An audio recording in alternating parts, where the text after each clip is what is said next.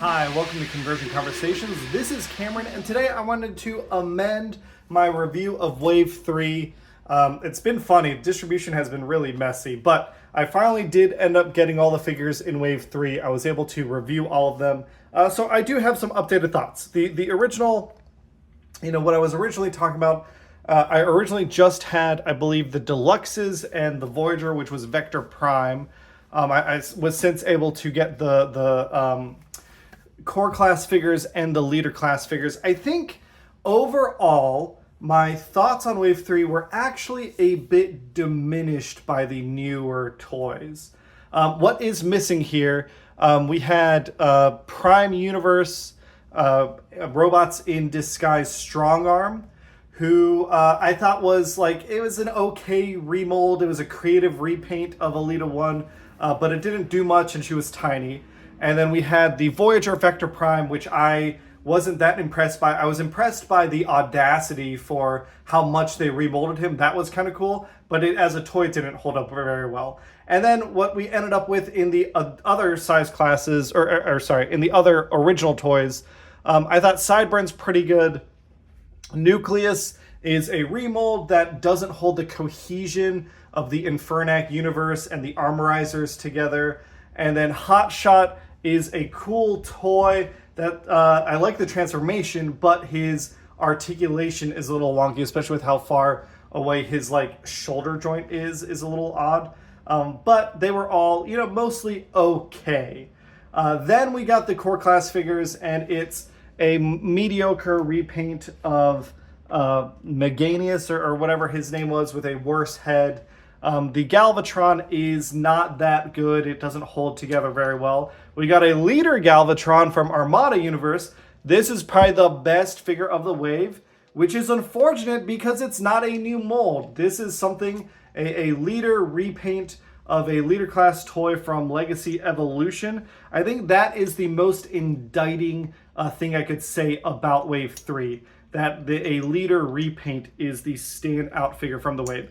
Soundwave really didn't do it for me. I mean, again, Soundwave is a small Voyager. He is standing shoulder to shoulder with a Deluxe, but and it's 6 years old, but we're paying, $55 for him and for some cassettes and MicroMasters that weren't even fully remolded.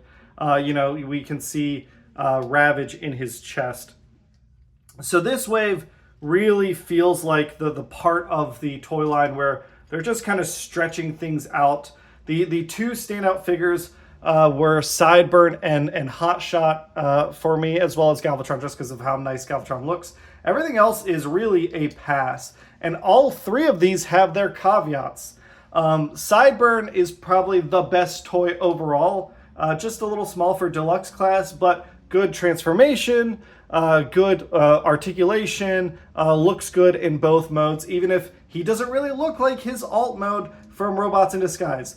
Hotshot is still pretty good. He's nice and big. He's chunky. He has that Cybertronian feel, even if his articulation is limited. And then Galvatron is great, but missing the same gimmicks as the original Megatron.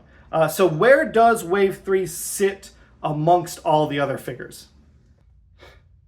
Well, if we're looking at all the toys from Legacy United so far that I've kept, obviously anything you don't see here from Waves 1, 2, or 3, I just I gave away. There, Motormaster randomly from Wave 4 is here. And Wave 4 is weird. I don't think it includes any core class figures. I think it's got Motormaster, it's got some deluxe repaints, and then some leader repaint. So we'll do Wave 4 later, but I wanted to include Motormaster because he's getting shipped off tomorrow, so he won't be part of that review. But overall, I think Wave 3 is the weakest so far. In some ways, Wave 4, even though it doesn't include all the size classes, looks more interesting. There are more interesting repaints involved. There's just more interesting toys there, especially Slipstream being in Wave 4 is a big plus. But Legacy United is shaping up to be okay. I think the thing that really sells it, the Infernac toys didn't really get the point across. We just had some really solid Deluxes and Voyagers here. There's particular standout toys. Tasmania Kid is great. You know, we've got Chase. He's awesome. The Infernacs, like I said, I think they're mostly safe to be ignored. Shard is cool, but everyone else is kind of okay. And we got a solid Windblade mold here from Cyberverse, and I realize Shard isn't even in frame. There we go. There is Shard. Silverbolt is fantastic. The animated Optimus Prime mode is pretty good. Sandstorm is pretty good. We've got a good commander class.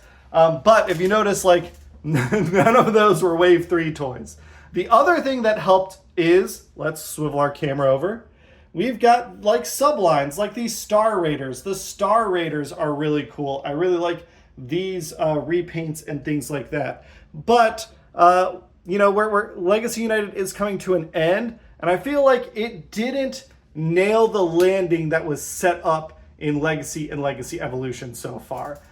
We got some cool nods to toys, but nothing really super innovative or exciting. I think Magmatron and Titan Class Tidal Wave, who obviously can't fit in this picture, the big toys this line have been fantastic. The other toys, not so much, but there's still some interesting stuff to find and grab if you can. And that is it. That is our look at Wave 3 in total. And we will come back with some more of Wave 4 whenever that decides to arrive, aside from Motormaster here.